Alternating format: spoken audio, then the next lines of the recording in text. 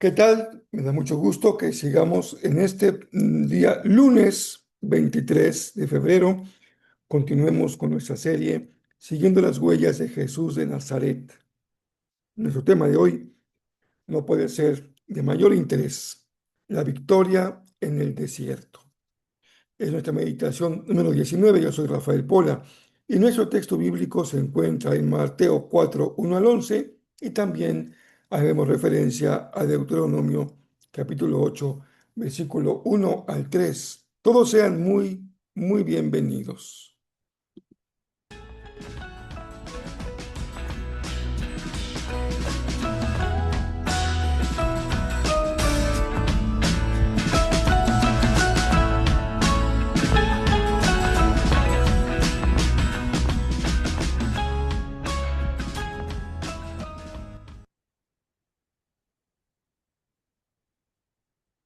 Espero que hayan tenido un domingo muy bendecido, que hayan podido estar presentes físicamente en su lugar de adoración. En el caso de Cancún, aquí en Jezreel, es una gran bendición estar juntos, adorar al Señor y encontrarnos cada semana para glorificar su nombre juntos. Y estamos considerando la serie Siguiendo las huellas de Jesús de Nazaret. En términos del mensaje, ayer nos tocó considerar el hecho de Jesús en el desierto. Tengo una música que vamos a eliminar. Ok, creo que ya podemos continuar con la enseñanza de hoy. Les decía que ayer domingo pudimos estar juntos para glorificar el nombre del Señor y seguimos con la serie. La serie también se encuentra, el mensaje se encuentra en Facebook. Ahí se conserva el culto del domingo y ahí también aparece el mensaje dominical.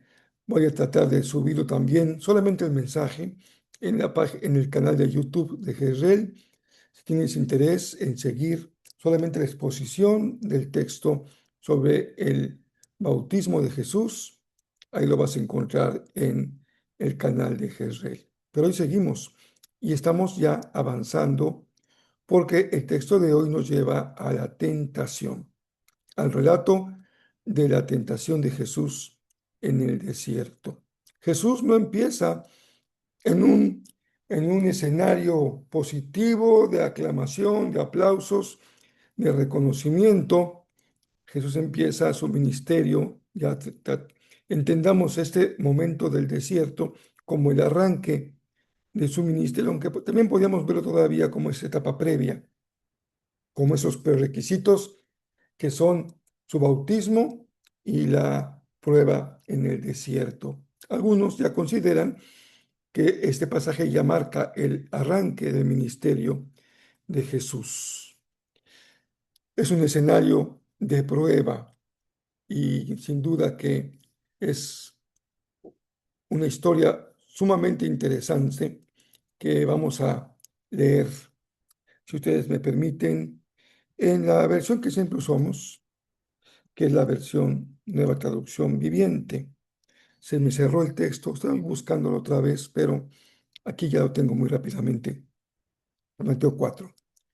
Luego, el Espíritu llevó a Jesús al desierto para que allí lo tentara el diablo. Aquí no hay duda del escenario. Jesús, el desierto, el diablo, para que tiente a Jesús, y la presencia del Espíritu conduciendo a Jesús. Durante 40 días y 40 noches ayunó y después tuvo mucha hambre. En ese tiempo, el diablo se le acercó y le dijo: Si eres el Hijo de Dios, di a estas piedras que se conviertan en pan. Jesús le dijo: No, las Escrituras dicen, la gente no vive solo de pan, sino de cada palabra que sale de la boca de Dios. Después el diablo lo llevó a la santa ciudad, Jerusalén, al punto más alto del templo, y dijo: Si eres el Hijo de Dios, tírate, pues si las Escrituras dicen, Él ordenará a sus ángeles que te protejan y te sostendrá con sus manos para que ni siquiera te lastimes el pie con una piedra. Jesús le respondió: Las escrituras también dicen, no pondrás a prueba al Señor tu Dios. Luego el diablo lo llevó a la cima de una montaña muy alta y le mostró todos los reinos del mundo y la gloria que hay en ellos. Te daré todo esto, dijo, si te arrodillas y me adoras. Vete de aquí, Satanás, le dijo Jesús, pues las escrituras dicen, adora al Señor tu Dios y sírvele únicamente a Él. Entonces el diablo se fue y llegaron ángeles a cuidar a Jesús. Qué historia, qué narrativa de la tentación más interesante. Nos abre muchos ámbitos de meditación, de reflexión, mucha palabra para nuestro corazón de parte de nuestro Señor. El escenario de la prueba es muy claro. Después de que Jesús escucha la voz del Padre proclamándolo como su Hijo amado, ahora el texto lo lleva a el desierto. El propósito de esa conducción al desierto es que sea tentado por el diablo. Ese desierto no es un lugar al que llega de forma accidental, como que un recorrido que empieza Jesús a transitar. Al contrario, tiene un profundo significado teológico y espiritual el desierto. Allí, durante 40 días y 40 noches, Jesús ayuna hasta experimentar hambre profunda. No tenemos que esforzarnos mucho para encontrar el vínculo que hay entre esta historia y el éxodo de Israel. El uso del término hijo que emplea Mateo conecta directamente con lo que dice el profeta Oseas. De Egipto llamé a mi hijo. Ambos se refieren al hijo que es llevado de un lugar a otro. Jesús está ocupando aquí el papel de un nuevo Israel, donde el antiguo Israel vagó 40 años fallando ante la prueba. Jesús pasa 40 días triunfando. Los 40 años y los 40 días tienen una complementación prácticamente indiscutible. No hay mucho que lucubrar para encontrar el vínculo en la cifra de los 40 días y los 40 años. Pero hay una gran diferencia. El desierto fue para Israel un lugar de prueba, un lugar de oscuridad, un lugar de escasez, un lugar de falla.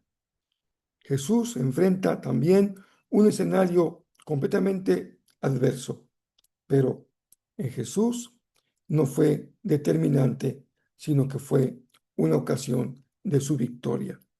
A más dura es la prueba, más fuerte es la victoria. A más dura es la tentación, más poderoso es el resultado victorioso. De aquí que Jesús vence cuando Israel ha fallado. Vamos a las tentaciones. Ese es el escenario. Y vamos a la primera tentación, que es el pan. El diablo se acerca con una estrategia sutil. No pone en duda la identidad de Jesús.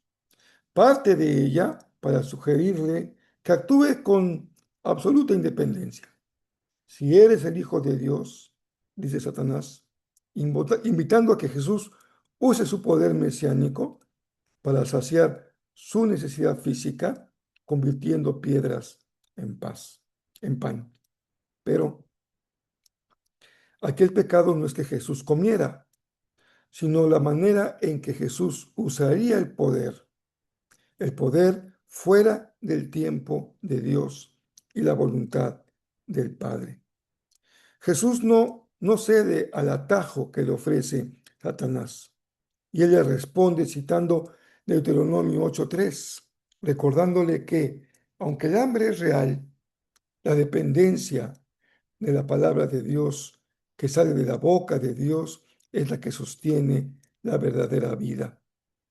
Jesús demuestra que no será un Mesías que utiliza su poder y su autoridad para beneficio propio o para evitar la fragilidad humana. Y aquí resuena sin duda todo el misterio de la encarnación. Cómo Jesús asume no solamente nuestra naturaleza humana, sino la fragilidad humana, las necesidades humanas como la necesidad de alimento. Siente hambre después de un ayuno prolongado. Pero hay formas legítimas y formas ilegítimas de satisfacer una necesidad. La necesidad es neutral, no es mala en sí misma ni es buena en sí misma. Es una necesidad fisiológica, no tiene un calificativo moral. La forma en que nosotros la satisfacemos es cuando entramos en el terreno moral. Pero Jesús no cede a la tentación de usar un camino equivocado para satisfacer su hambre, sino que muestra con toda claridad que Él en realidad depende de la palabra de Dios, que es lo único que puede llenar su necesidad. Ahora, hay algo muy importante también aquí en este pasaje. Jesús nunca va a usar su poder ni su autoridad para beneficiarse a sí mismo. Y aquí encontramos una de las claves más importantes de la pureza del corazón de Jesús. Siempre usó su autoridad y su poder para la bendición de los necesitados y de los vulnerables. Y esto da una diferencia abismal, porque los seres humanos, lo más mínimo que tengamos de poder o autoridad, solemos usarla para aplastar a otros y para beneficiarnos a nosotros mismos. Aquí hay una forma muy clara de lo que significa vencer la tentación. No uses el poder o la autoridad para tu propio egoísmo, para tu autosatisfacción. Usa los recursos que el Señor te da para bendecir. Somos bendecidos para bendecir. Somos enriquecidos para enriquecer. Somos prosperados para prosperar. Hay algo más allá que nosotros mismos. No todo se trata de ti ni de mí, pero tampoco se trata todo del prójimo, porque en el fondo lo que aprendemos es que todo en realidad se trata del Señor. La segunda tentación, dice la palabra que hay una conducción del diablo a Jesús hacia el punto más alto del templo de Jerusalén. Ahora el diablo intenta hacer una segunda estrategia que es muy común. Primero, trabaja con nuestras necesidades humanas. Y segundo, con el engaño. Manipula la escritura. Y cita el Salmo. Generalmente, muchas personas malignas usan la Biblia para salirse con la suya.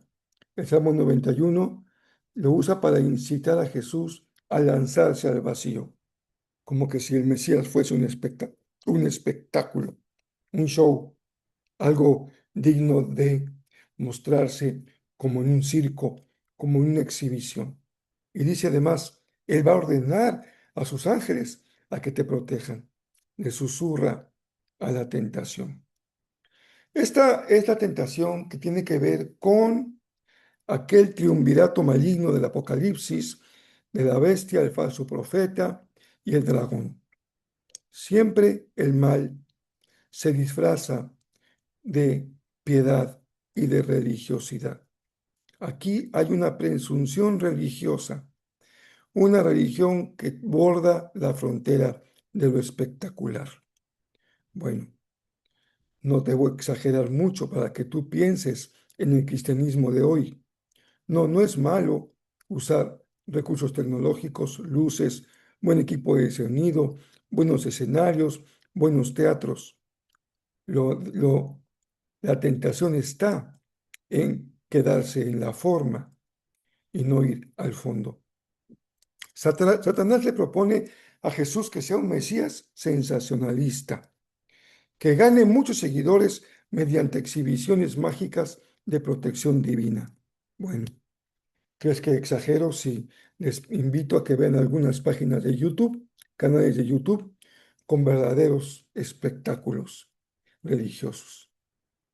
Pero Jesús, mediante un uso magistral de la ley, cita Deuteronomio 6:16 y aclara que la fe no exige pruebas manipulables ni experimentar con la fidelidad de Dios. Basta confiar plenamente en el Padre, sin necesidad de andar forzando milagros. Ni tú ni yo, ningún seguidor de Jesús anda siguiendo milagros. Si tú y yo somos verdaderos seguidores de Jesús, entonces se va a cumplir lo que dice la palabra.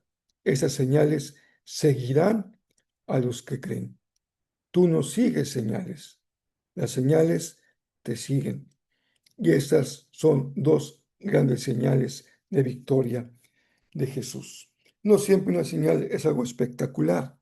Una gran señal es un acto de fidelidad al Señor. Llegamos a la tercera tentación. Finalmente, desde una montaña altísima, el diablo despliega ante Jesús todos los reinos del mundo y su gloria. La oferta es el clímax del relato, el dominio universal, el poder absoluto, a cambio de un solo acto de adoración. Es la tentación de obtener el reino sin pasar por el sufrimiento de la cruz. Es la tentación de inclinarte ante Satanás para conseguir el todo del poder y la riqueza. El mundo esperaba un Mesías político, guerrero, que expulsara a Roma por la fuerza. Satanás le ofrece un camino fácil a Jesús, todos los reinos, pero él rechaza tajantemente este modelo de poder imperial. Una vez más, cita el Deuteronomio 6:13. Al Señor tu Dios adorarás y a Él solo servirás.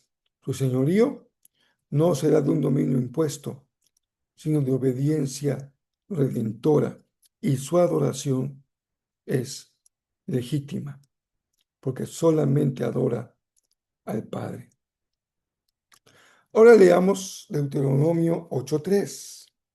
Dice así: asegúrate de obedecer todos los mandatos que te entrego hoy. Entonces vivirás y te multiplicarás y entrarás en la tierra que el Señor juró dar a tus antepasados y la poseerás. Recuerda cómo el Señor tu Dios te guió por el desierto durante 40 años, donde te humilló y te puso a prueba para revelar tu carácter y averiguar si en verdad obedecerías sus mandatos. Sí, te humilló, permitiendo que pasaras hambre y luego alimentándote con maná, un alimento que ni tú ni tus antepasados conocían hasta ese momento. Lo hizo para enseñarte que la gente no vive solo de pan, sino que vivimos de cada palabra que sale de la boca del Señor. Cuando el diablo se retira, los ángeles llegan a servirle, prefigurando la victoria final del reino y evocando la figura del Hijo del Hombre de Daniel capítulo 7. Lo que hemos presenciado, lo que hemos leído, en lo que hemos meditado, no es solo una lucha moral de bien y el mal, un hombre en el desierto tentado por el maligno, sino una definición de un programa. Hay algo más allá. En el desierto se decide qué tipo de Mesías va a ser Jesús. Uno que no busca el bienestar a costa de todo y para beneficio personal. Uno que no manipula la fe en Dios y que no busca el poder temporal. La relación con Deuteronomio 8, 1 al 3 queda sellada. Jesús es el Hijo que, en la humillación y el hambre, reconoce que la obediencia al Padre es el único sustento esencial. Ahora sí que adorar a Dios y amarlo cuando todo va viento en popa, cuando estás en jauja, parece no ser un gran desafío. Pero el ser humano es tan débil que fíjense, incluso hasta cuando nos va bien y Dios nos bendice, caemos en tentación. Porque decimos, pues ya que estamos aquí, disfrutemos de la vida y olvidémonos de Dios. Para algunos, la verdadera prueba y tentación es la prosperidad. Y para otros, como en el caso del desierto, la prueba de la tentación está en la escasez, en la dificultad del desierto, en el hambre. En la condición humana, somos tentados cuando todo va muy bien y somos tentados cuando todo va muy mal. Pero en ambos casos se trata de mantener el corazón sediento, obediente a la voluntad del Señor. Eres el único sustento esencial, la palabra. La victoria en el desierto anticipa que también Jesús va a vencer en su tiempo en la cruz y en la tumba vacía. Así que la marca, fíjense, la marca del inicio del ministerio de Jesús es la victoria. Él empieza venciendo. Y hay una forma excelente de empezar, que es a través de la victoria. Nunca es igual que el primer paso sea victorioso. Y eso es lo que vemos hoy. Primer paso, victoria sobre Satanás. Déjame decirles algo finalmente. Hoy no tendremos frase memorable ni pregunta, pero una cosa más quiero comentar. Nosotros somos tentados en dos aspectos. La tentación externa, cuando viene del mundo, las circunstancias, el maligno, el diablo que está fuera de nosotros y somos tentados. O como la palabra dice, cada quien es tentado de su propia concupiscencia. Es una tentación interna. Mi deseo de hacer el mal. Mi deseo de violentar la ley de Dios. Eso es interno. No puedo echarle la culpa al mundo, a la sociedad o al maligno, al diablo, cuando yo busco hacer el mal. En ocasiones, eso surge de mi propia naturaleza humana. Generalmente el deseo del mal se sostiene sobre los deseos humanos. Los deseos humanos no son malos, son neutrales, son fisiológicos, son humanos. Cualquier deseo de saciar tu sed o de comer, de alimentarte, de ser feliz, de disfrutar, es saludable. ¿Cómo lo satisfaces? Es el reto entre lo bueno y lo malo. Así que Jesús no fue tentado de un deseo pecaminoso. Por eso Jesús es sin pecado. Su tentación no descansa en un deseo pecaminoso. Fue tentado en su necesidad humana de hambre, pero la tentación viene de afuera, del maligno, del enemigo.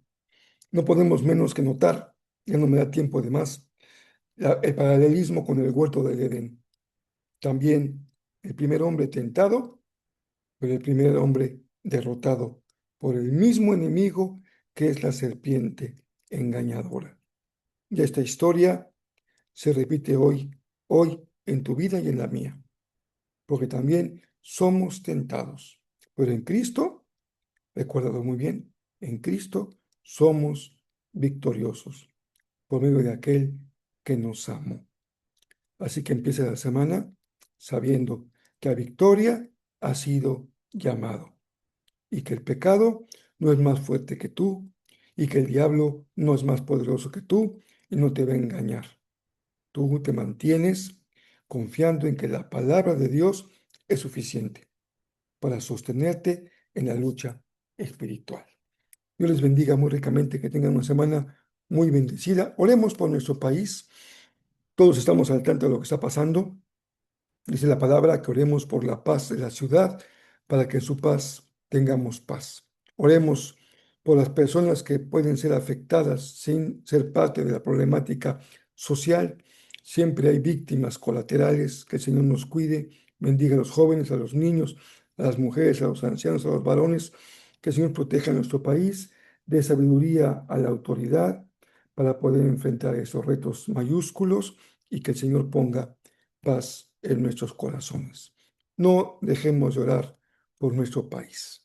Que el Señor bendiga muy ricamente sus vidas.